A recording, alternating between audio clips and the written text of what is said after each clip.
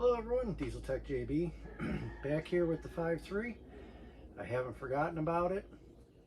My wife just gave birth to our second daughter a week ago, so I've been busy being a dad and getting to spend some time with my new daughter. I've done a little organizing around here, just kind of moving stuff around and trying to get the lighting better, so hopefully this will get better as we go.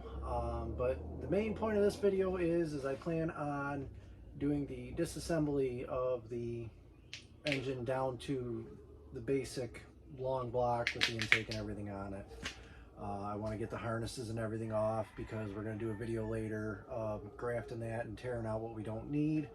The coil packs, from what I've seen, are going to have to be moved, so might as well just go ahead and get that out of the way.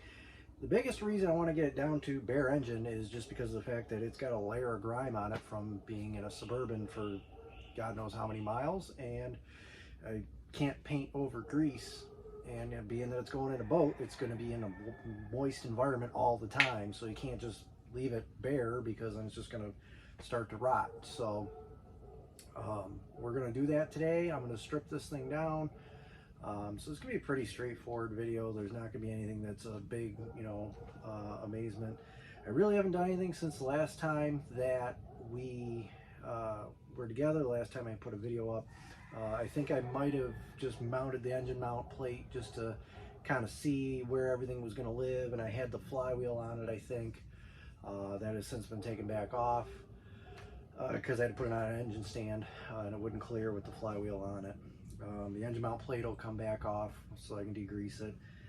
I did pull the exhaust manifolds off. I don't remember if that was back on or if that was on the last time that we filmed. There is a couple of broken bolts, so we'll do some broken bolt removal. I'm originally from the Rust Belt, exhaust manifold bolts broken off are just like a run-of-the-mill thing to me. So that's something we'll take a look at. So you'll see here, one broke off. It's kind of sticking out of the block. I've got a feeling that this will just come right out with vice grips. I really don't think this is going to give us any trouble. This one, however, is broken off pretty deep down in the block, and it looks to have been that way for a long time. When I took this thing apart, it had double layered exhaust gaskets on this side and a newer manifold, so I definitely think that they did the studs on this, and this one broke off and they couldn't get it out. So this one will probably be a good one to show the way that people who do these things all the time, like I say, being from the Rust Belt, manifolds are just something we do all the time. So we'll show you how we get them out a lot of the times, especially when they've been to other shops and other shops weren't able to get them out and just made an even bigger mess out of it, how we end up getting them out. All right, so the first thing we're going to do is go ahead and get some of these hoses out of the way.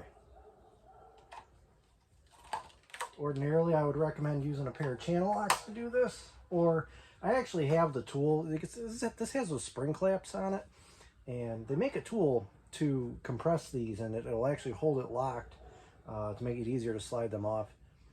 I didn't think about that until I already started filming this, and I'm not going back and doing it again, and most people don't have it anyway, which Harbor Freight has a cheap version of it, but it breaks before the clamp does. And I would recommend using channel locks. Can't find mine. No, I've got like 4 pair. Can't find a single one of them. So, needle knows it is. Come on now. Break it loose. There we go. There we go. See, this thing's been in a boat already.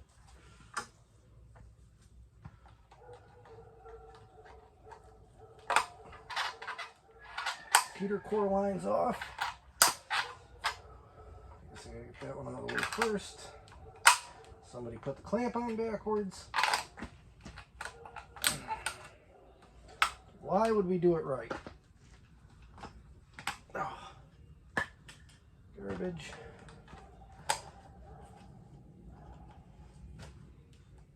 Okay. And the line to the intake manifold. Watch when I go to put this back together. I bet you I forget that this line exists, and the first time I hook the hose up to the thing, it sprays water everywhere. Either that or I completely don't run water to it, and it ends up not getting, which I don't really know that that's even necessary. I think it's more of a cold weather thing, sending coolant temp to the, we'll figure it out later. I'm sure somebody's going to comment right away and be like, no, you can't do that.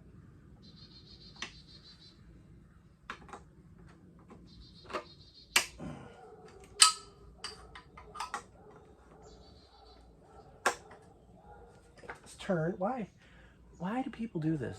Why can't you just put the clamp so you can get to it?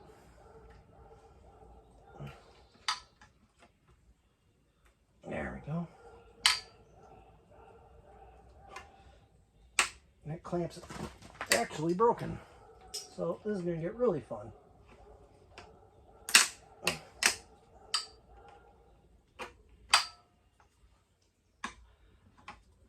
Let's see if we can just rip it off.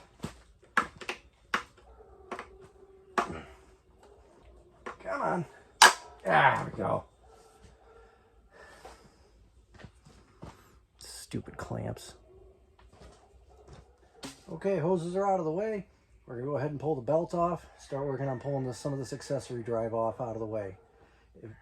I'm using these offset gear wrench, box end gear wrenches. If you don't have a set of these, you need to get a set. These things are awesome. This particular brand is the Platinum. Part number for this specific one is a 13 and 15. You know, working on trucks, especially, you know, working for Ford and working on Power Strokes, engines are crammed in there. Doing up pipes on the 6.7s was always a pain in the butt, and you try and get them from the bottom, and if you had 17 extensions, you could get to them. This video is not about Power Strokes. Anyway, these things are absolutely awesome. They're great for tight spaces. They have just the right amount of offset that it makes your life a lot easier. And you know, have good leverage. This belt off. All right, that's out of the way. Now, probably just go ahead and pull this alternator, at least break it loose. Okay.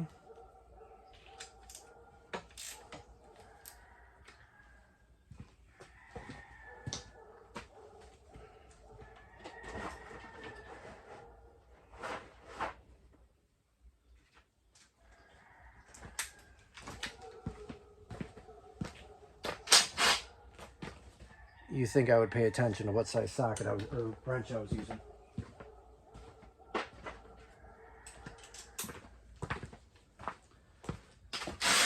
try this again. Okay. Now this back one should be a 10. I'm just taking the exciter wire off the alternator, or not the exciter wire, but the charging wire off the alternator.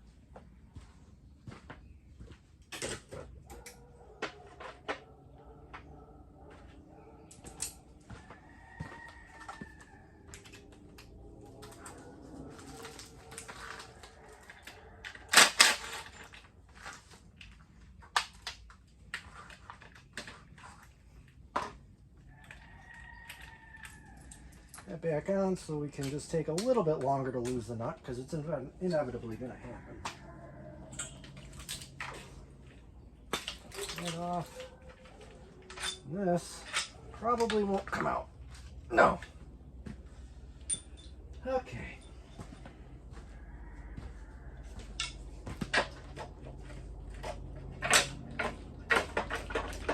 Come on. There we go.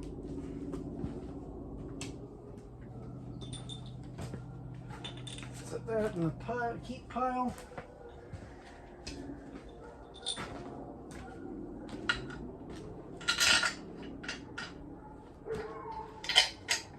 Now we should be able to just take this whole bracket off and keep the power steering pump and everything with it, I think. I don't work on GM products a lot. I think if I pull this bracket out of the way, I just strip the heads of the bolts off.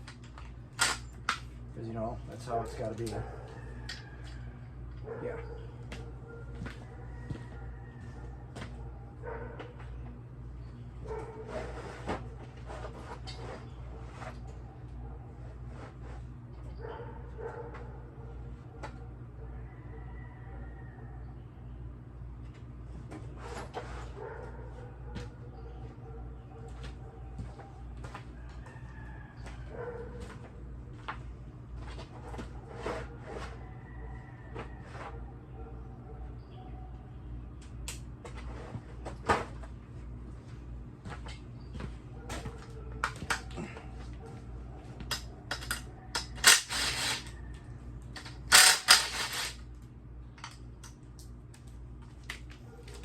Okay, that bracket just slides out of the way.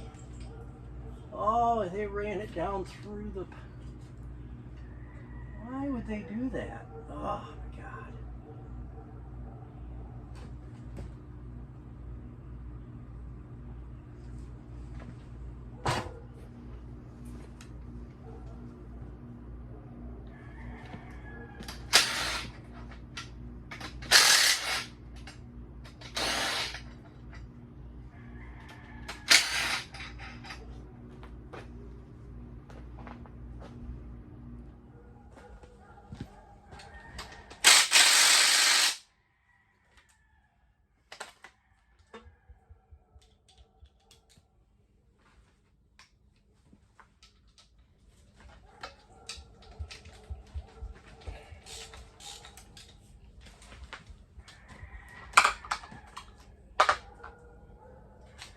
Don't forget the support bracket on the back side of the pump, because you'll end up starting to pry on it, wondering why the thing won't come apart.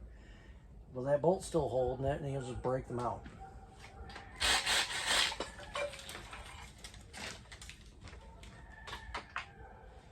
And somebody was kind enough that worked on this thing at some point, was kind enough to run the hose behind, or run the cables behind the hose. So now I have to get that fixed, so I'll be right back. Okay, after pinching my fingers about 4 times on the hose clamp on the back of this thing, accessories, well, alternator and power steering pump accessory drive is out of the way.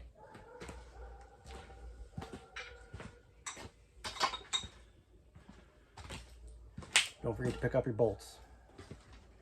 Now, I don't intend this to be a how to disassemble your LS video. I'm more or less just going to kind of summarize it because it's pretty straightforward. It's take bolts out, take harness off, unplug things. Like, it's pretty cut and dry. But if I run across something that I feel is an odd situation, requires a special tool, anything like that, I'll cut back in. Otherwise, the next time you see this engine, the harness will be either almost off or off.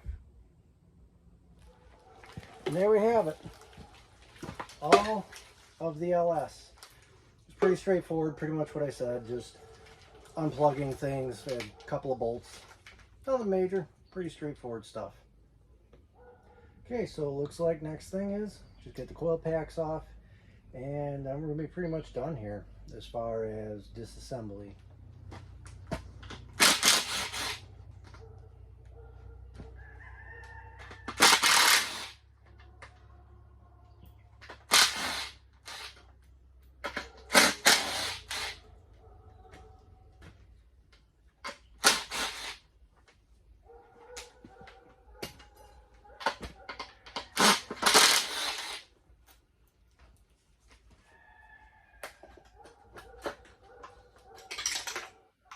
Once again, pretty straightforward but stuff. Unplug, take bolts out, nothing to it. Alright, now I think this is going to come right out. Let me get over here. I think this bolt's going to come right out. I don't think it's going to give us any trouble. So we'll go ahead and see what happens. Well, that's not going to be tight enough. Alright, let's see. Oh, it's going to make a liar out of me. No. Huh. Wow. Okay. Alright. No. That one's in there. Oh, oh. No. Oh, was it spinning? I don't even know now. It might have just been a shadow. Yeah, I think it's just a shadow. Okay, attempt number 2. We're just going to use a bolt extractor. It's really meant for rounded off heads, not broken off bolts. But it'll work for our purposes. Plus the shock will help the bolt. If it's this tight, it's probably because somebody's been in here and they cross-threaded the crap out of it, and that's why it's in the situation it's in. Oh yeah, it's gonna go. I'm gonna try and do this while holding the camera so you can see the bolt coming out.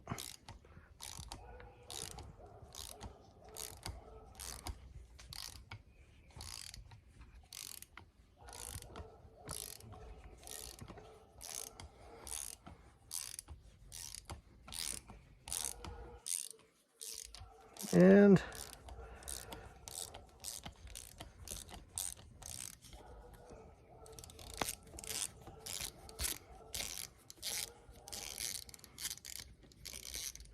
whoop, sorry, I'm not paying attention.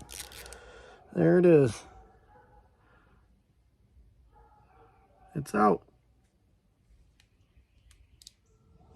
All right, and here we have a deeply broken off bolt. Now, I am going to clean this up so we can see what we're working with here.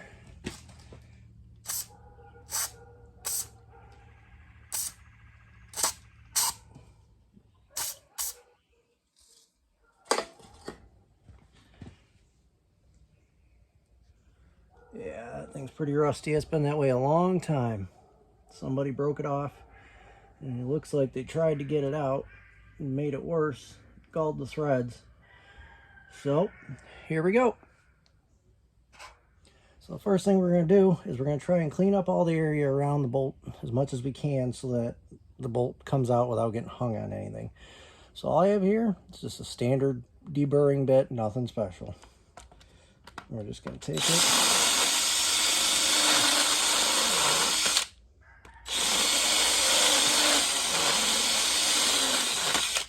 And that's all we're going to do is just clean it up, clean up any of the debris around it to try and give it a good clean shot at coming out. Now with a bolt like this that's been broken off for a long time, you're going to want to try and do your best to give yourself the best shot at drilling it perfectly in the center right away, because when they've been broken like this, they're usually like almost hardened, and you're going to be in for a bad time trying to get a good center drill. The drill bit's just going to walk all over the place. So you just take one of these I don't even know what they're called. This is a little spring-loaded punch thing. Take that and put it in there, or you can just use a hammer and a punch if you have room. We're just going to take it, get it in the center there.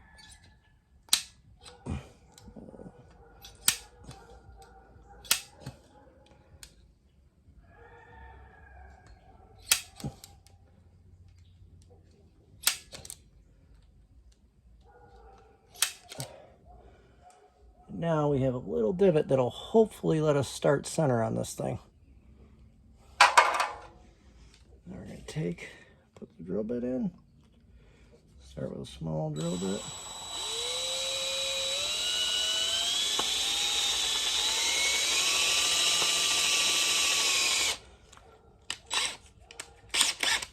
Okay, and it's eating in there.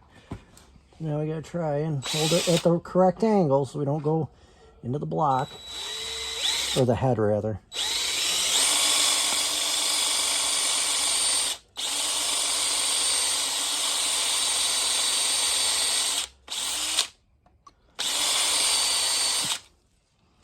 These are cheap Tractor Supply bits. I buy them in cheap cases of drills for like $7, and every once in a while they're on sale for like $3. And you just buy a whole bunch of them. And I used to buy expensive Mac and Snap-on drill bits, and they go dull just as fast as, you know, a cheapo bit. So I'd rather just buy the cheap ones and just burn through them and not care.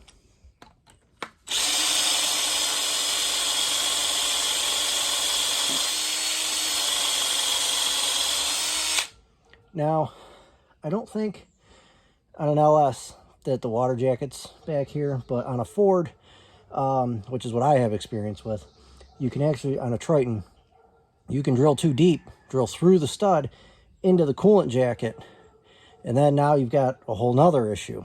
So only try to go in there a quarter, half an inch, not anymore. You don't need any more. It's not going to help you.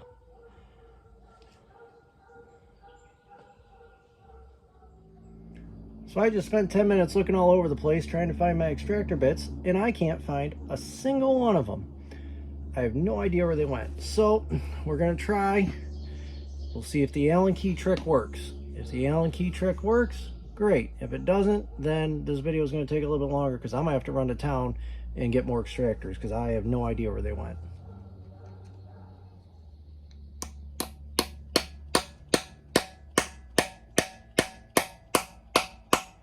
I've done this a dozen times when I've broken off or run out of all of my extractors before, so I have faith that as long as this isn't too hardened, it should work. However, I don't have faith in where in the world I put my ratchet.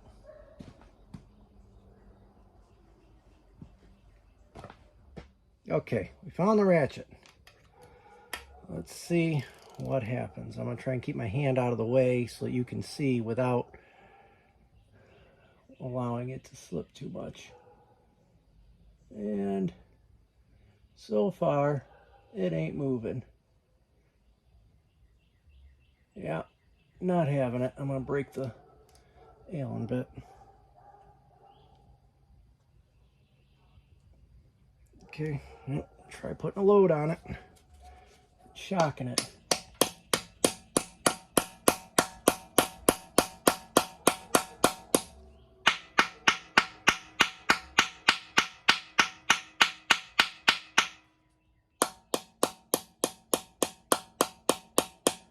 Nope, not going to happen. So ordinarily at this point, if it was just me doing this regularly, I would just go grab the torch. Well, I would take my Allen key out, get the torch, heat this up, and then pound the Allen key back in while it was still hot, spin it out.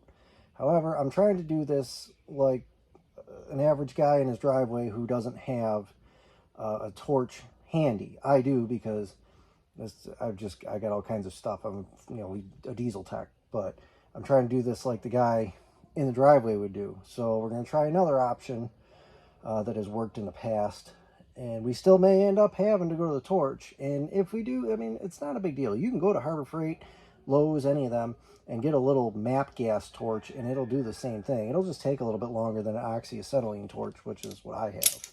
So, or if you live in the Rust Belt and you work on your own stuff a lot, just go buy an oxyacetylene torch set. You're going to use it.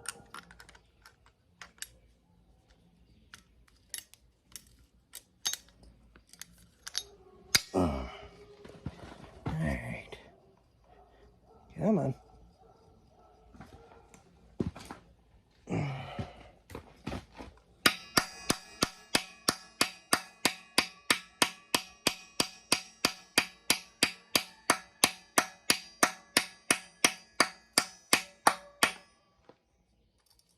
And the vice grips just slipped.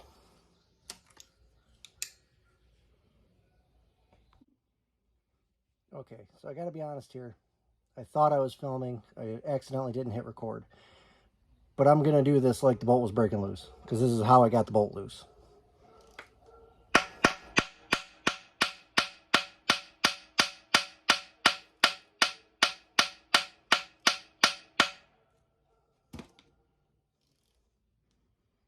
I don't know if you can see it on the camera, but the bolt is coming out. Just the shock was enough to break it free. Now, like I had said, normally, if it was just me doing this myself and not filming it or doing a customer pay job, I would just grab the torch, heat it up, and zing it out. No big deal. But because I'm trying to help you guys out and help someone who doesn't have that available to them, you don't have to go buy snap-on extractors. You don't have to have all that stuff. I literally used an Allen key bit and, well, I have a snap-on ratchet because that's what I have. It's no different than a Harbor Freight ratchet. So just be patient. Take your time. There it is. You can see the discoloration on this. I don't know if that's thread lock. I don't know if somebody put thread lock on this at some point, or what the situation is there, but it was in there. But there's your no heat solution to getting out a broken exhaust manifold bolt. Probably, arguably, the worst bolt to get out on an engine would be an exhaust manifold bolt. And we just did it with a simple Allen key, not a fancy extractor, a ratchet, a hammer, a punch, and a drill bit. That's it. That's all it takes. And a lot of patience and just taking your time. But that's it. That's out.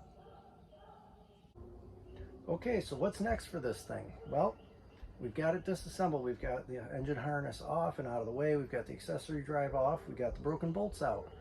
So at this point, we're ready to plug all the ports off, which I will do. And, you know, intake port, EGR port, exhaust manifolds all have to get plugged off so we don't fill the motor with water. Or engine, I know that offends some people. You know, it's, you know, motor's electric and engine's gas. Anyway, so I will load this on the truck tomorrow morning and stop at AutoZone and get my 15th can of gunk for the month. Spray it down, hit it with the pressure washer at the car wash. If you have a pressure washer at home, you know, that makes your life a lot easier. I don't, and my hose doesn't make enough pressure to get rid of this baked on grime. So we'll do that, and then we'll bring it back here, get back inside, let it dry, and then it is time for paint. And while the paint is drying, then it'll be time to start working on that wiring harness and separating out what we don't need, and also grafting the Mercruiser harness into it. And that'll be another video in itself. So stay tuned. The next time you see me should be back in here with the thing clean and dry, and I'll film painting it. I'll film the color I have chosen. I definitely think it's gonna be something different that you probably haven't seen, at least on an LS. But that'll be the next project. So thank you for following me. Please keep in touch with comments and liking. If you wouldn't mind, subscribe. It really would help. Beyond that, we'll see you in the next one.